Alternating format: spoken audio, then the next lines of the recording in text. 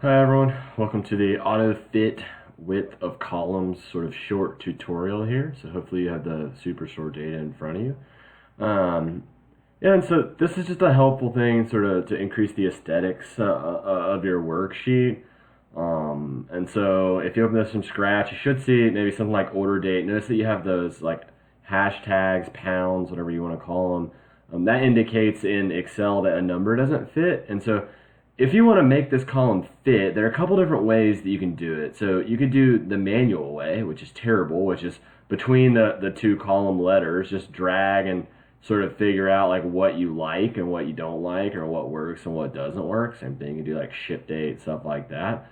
Well, that takes a long time. So another thing you can do is, so if you highlight where you would drag, if you just double click right here, it'll auto fit to the widest part here. And so let's see where else we can do this.